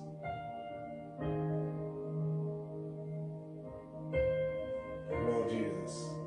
C'est ça qu'Apocalypse 14 parle aussi. Que Jean a vu dans sa vision les fils de l'homme dans le noué. Il avait une nouée blanche et sur le noué quelqu'un assis. Quelqu'un assis qui se rassemblait fils de l'homme. Sa tête couronnée d'or et sa main une faux tranchant. Daniel aussi parle. J'ai regardé, Daniel 7:13. J'ai regardé dans ses visions dès la nuit et j'ai vu comme les créatures de l'homme qui venaient sur nous des cieux. Et ainsi, l'ancien du jour s'est exalta lui-même dans sa approche. Et donc, toutes ces écritures, Apocalypse 1:7 dit, voici, il vient sur le noué, et tous les yeux le verront. C'est même qui l'ont percé, et tous les tribus de la terre se frapperont à la poitrine devant lui. Oui. Amen. Alors, cette écriture, en lisant littéralement comme ça, c'est ça qui pose des questions aux enseignants de la Bible. Quand ils écoutent qu'il viendra sur le noué, il va juger, il viendra sur le noué, il va faire ceci, alors automatiquement, ça donne l'impression que les fins doivent être concrétisés avec Jésus dans le noué. Sans voir Jésus dans le noué, les fins n'est pas encore là. Mais le noué, c'est une façon de parler, de juifs. Les juifs, quand ils parlent de noué, ils parlent de jugement. C'est pour cela que lui-même, Seigneur, il parle. Il dit que il va châtier, il viendra pour se venger. Alors, il viendra comment? Comment il va se venger? Donc, on a vu qu'il s'est vengé de Jérusalem en utilisant Titus. Le noué, c'est le signe, c'est le symbole de jugement. Juger. C'était ça. Alors ici, les gens vont prendre cet verset, ces passages d'une façon littérale. Alors, en le prenant littéralement, et c'est ça que tout le monde attend. On verra Jésus avec nos yeux. On verra Jésus avec nos yeux. Mais, maintenant regardez bien. Jean, quand il parle, qu'ils verront avec les yeux, qu'est-ce que Jean est en train de parler? Il parle à qui? Il parle aux gens de son époque. En disant, eux, ils verront avec ses yeux cette manifestation de Jésus dans le noué. Ça veut dire, c'est une façon de dire que vous allez voir le châtiment et la vengeance de Dieu sur quoi? Sur Jérusalem. C'était ça. C'était ça. Et qui a vu ça? Ce n'est pas nous aujourd'hui. Ce n'est pas ceux qui vont naître d'ici à quelque temps. Non.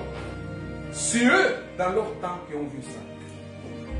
Alors, laissons des du lait afin qu'on puisse grandir un peu.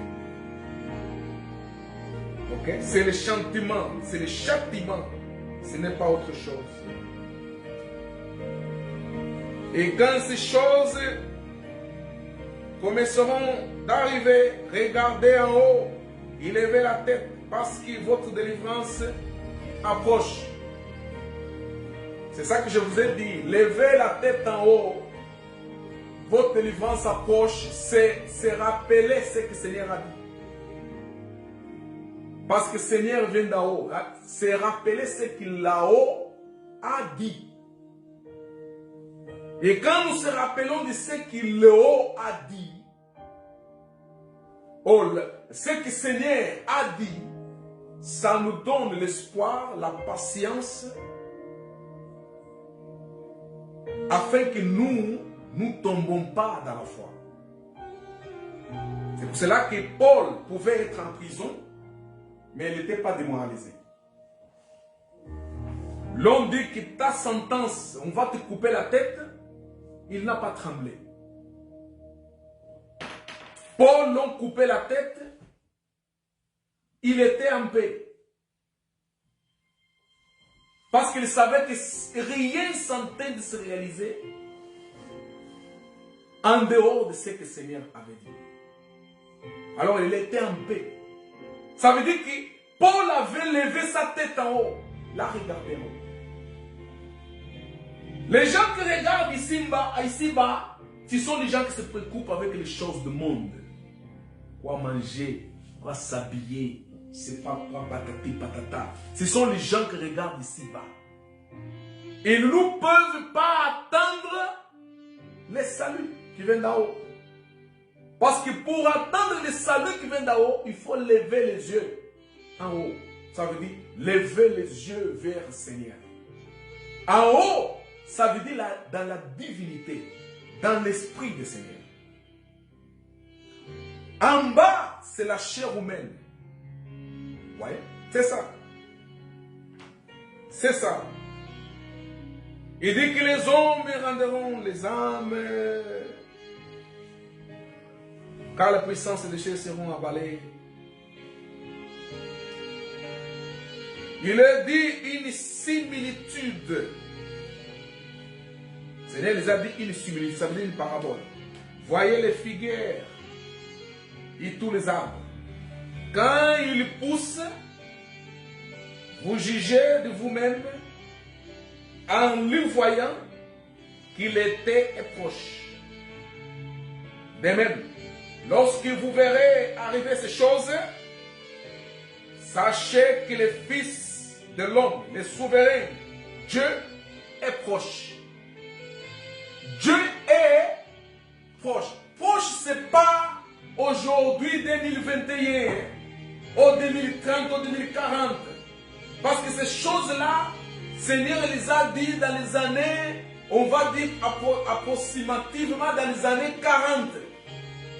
Dans les années 40 de l'ère, de longtemps, c'est là que le Seigneur a dit ces choses. Et quand il dit proche, proche ce n'est pas un siècle ou deux siècles. Proche ce sont les années. Ça veut dire 70. C'était les proches que le Seigneur a dit.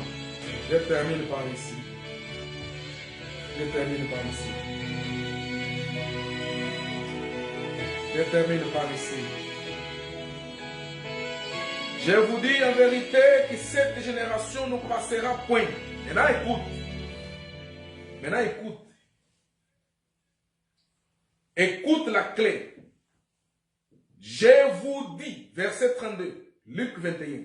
Je vous dis en vérité que cette génération, il ne nous parle pas de génération de nous aujourd'hui. Hein. Oh, la génération qui arrive. Hein. Mais il dit, cette génération ne passera point que toutes ces choses n'arrivent. Quelles choses qui n'arrivent? Les signes et son retour. Il a dit cette génération. Il n'a pas dit nous aujourd'hui. Oh, ceux qui viendront demain. Sinon, il va se contredire lui-même. Et Dieu ne se contredit jamais. Il a dit, je vous dis, il le dit les apôtres, hein, je vous dis vous là, cette génération-là, ne va pas passer ça que ces choses que j'ai dit se réalisent. Quoi? Les signes. Et je vous ai donné ici le témoignage des signes. Et son arrivée, son retour. Ça veut dire que génération que Jésus a dit, ils ont vu le retour du Seigneur. Mais pas avec les yeux humains. Ils ont vu le retour du Seigneur dans le châtiment de Jérusalem. Ils ont compris que Seigneur est revenu pour se venger sur Jérusalem. C'est ça. Cette génération, ce n'est pas votre génération. Ce n'est pas la génération qui arrive. C'est la génération de l'ancienne alliance. D'où les apôtres faisaient aussi la partie. Même qu'ils étaient préparés pour amener la nouvelle alliance. Mais ils étaient encore dans l'ancienne alliance. Alors le Seigneur dit, cette génération ne va pas passer ça que ces choses se réalisent. Son retour eut l'événement du fin du monde au fin du temps. Les ciels et la terre passeront, mais mes paroles ne passeront point. Alors, qu'est-ce que les pasteurs évangéliques de réveil veulent enseigner les gens? Les pentecôtistes veulent enseigner les gens. Quel Jésus ils attendent encore dans le Noé? Ignorance totale. Ignorance totale.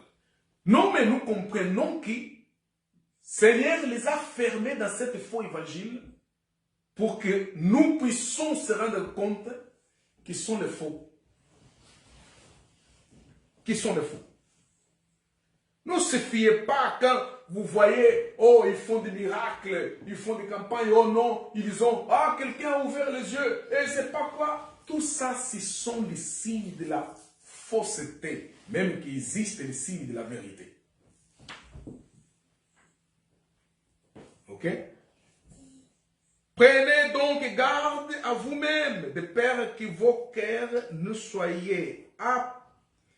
apaisantes par les débauches, par l'ivrognerie et par l'inquiétude de cette vie, et que ces jours-là ne vous surprennent subitement. Vous voyez le Seigneur en train de parler à qui? Aux disciples. Dites attention, hein. Ne soyez pas dans l'ivrognerie, dans la vie de débauche, faites de n'importe quoi, parce que vous allez être surpris.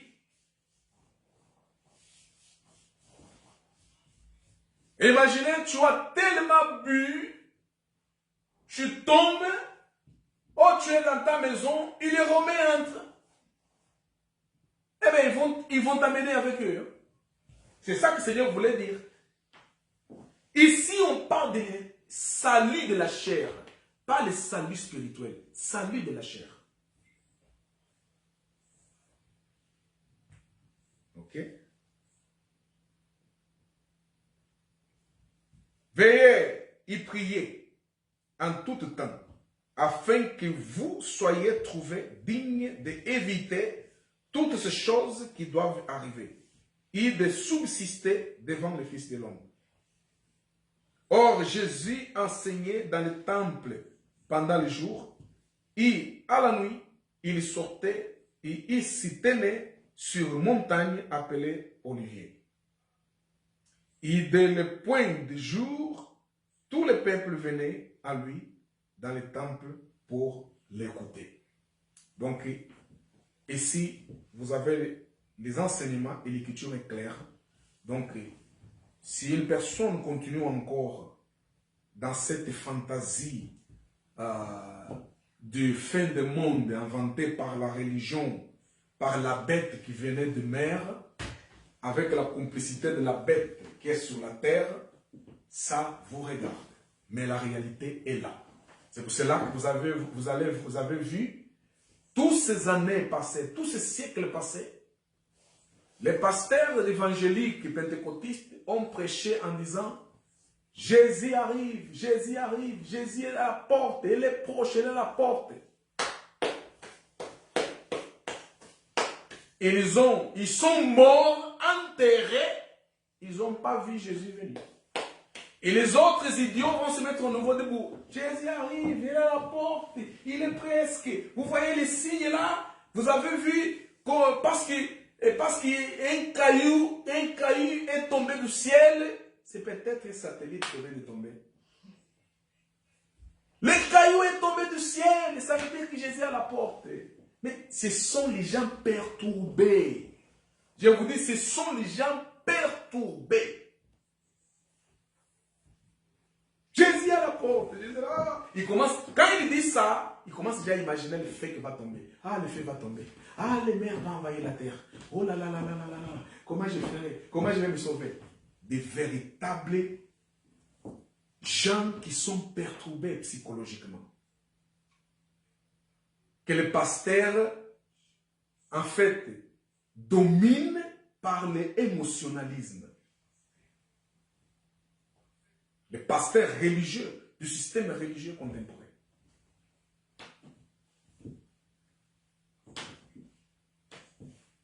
Tout ça, la guerre en Israël va finir. Vous n'allez plus entendre les pasteurs prêcher et Jésus à la porte. Ils vont fermer la bouche, ils ne vont plus parler ça. Après viendra quelque chose d'autre. Hein. Hey, attention. Regardez la Bible. Jésus avait dit, hey, c'est ça.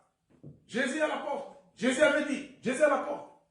Après, ça va passer à nouveau. Ah non, non, on attend Jésus, on attend voir Jésus avec les yeux, on attend. L'individu va mourir, va être enterré sans voir Jésus. Et l'autre qui est derrière lui, qui lui, il a un mal enseigné, il va continuer avec cet enseignement. Oh, Jésus arrive. Et dans la Noé, on le verra avec les yeux. Il est dit que toutes les nations le verront. Toutes les nations, lisez dans l'écriture de Actes chapitre 1, tu vas entendre qu'est-ce que ça veut dire toutes les nations. Toutes les nations étaient Israël. Mais malheureusement, nous avons des pasteurs, des serviteurs, des gens qui disent qu'ils sont chrétiens selon leur système religieux, qui n'aiment pas la réalité. Alléluia. N'aiment pas la réalité. Alors, c'est bien de vous voir. Seigneur, merci. Merci de nous avoir donné cette opportunité d'être dans ta présence et d'écouter cet enseignement. Ta volonté, c'est que nous ne soyons pas abalés dans la foi, Seigneur. Que nous continuons fermes en comprenant que nous sommes fils de la promesse. Nous sommes fils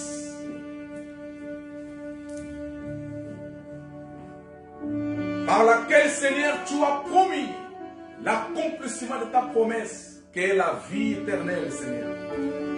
Nous te remercions parce que tu es merveilleux. Nous te disons merci de nous avoir donné cette opportunité, Seigneur, de t'appartenir. Garde nos foi, garde ton amour dans nos esprits, Seigneur. Que nos yeux continuent toujours envers toi et dans ta parole, Seigneur. Ne laissez pas que le système religieux nous fait plonger dans le mensonge et dans cette superficialité de ces enseignements faussés qui n'ont rien à voir avec l'évangile de Christ. Nous te remercions, Seigneur. Ton nom soit béni. Bénis cette semaine, garde chacun de tes enfants. Que ta paix soit sur chacun d'entre eux. Au nom puissant de Yeshua HaMashiach, nous disons Amen, Amen. Gloire au Seigneur Jésus, et je vous dis à la prochaine dimanche, que le Seigneur vous bénisse.